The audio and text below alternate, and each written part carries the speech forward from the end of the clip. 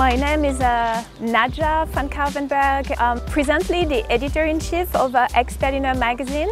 It's a magazine I've founded and have been running as a managing director for 18 years. We have a publishing company behind Ex-Berliner. The publishing company is called Yomona GmbH, and we've been publishing the English language magazine for Berlin for 19 years.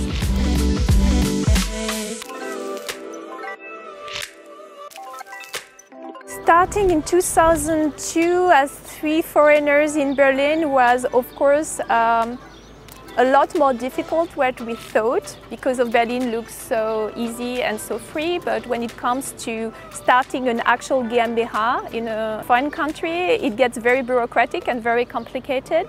But we basically learned on the job.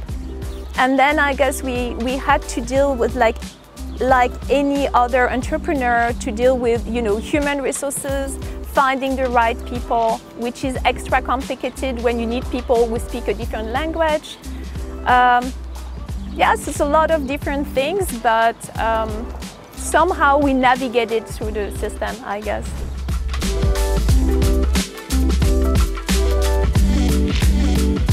We have a very international office. We have to. So some of our colleagues are like German speakers, especially on the more business side of the whole operations. When it comes to the magazine itself, of course, we need native speakers, but I guess the extra challenge for us is to find international people who are native English speakers, but who are very, very rooted into Berlin life, because we're not, the New York Times writing about Berlin for a foreign correspondent perspective. We're really writing as Berliners, writing about Berlin for other Berliners. And of course, that's always a little tricky to kind of find the right people where we really find them, and more, because you find more and more international people who even were born here, but still have as a native language another language than German, which is a very interesting development in Germany.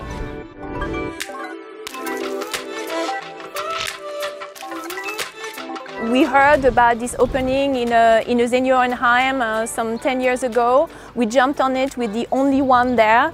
We were extremely lucky, and we have actually we're paying a very, very good price, very, very competitive price. I think if we had to find another office right now, I think it would be extremely complicated.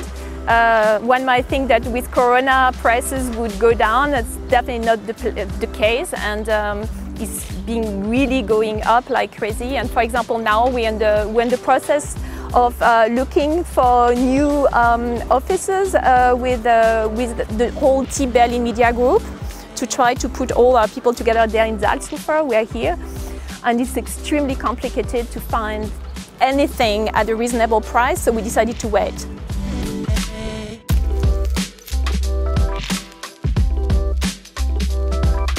I guess the Berliner Sparkasse for us was from the beginning kind of the obvious solution for a small company, and over the years we were definitely pretty happy with the way things went, and supportive, I think, in many ways. Yes.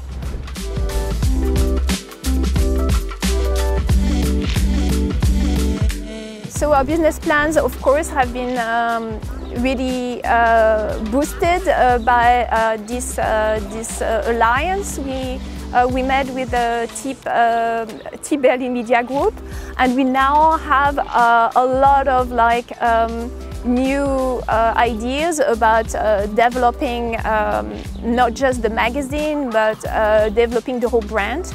We're working on new yearly special guides for international people, something we never had time to do because our human resources were a bit kind of too limited. There's a lot of things that now I've been working on and ready to launch. For example, we right now working on a food app with the T Berlin Media Group. We've been keeping on waiting for the perfect time to launch it, and hopefully we will be launching it very soon, I hope.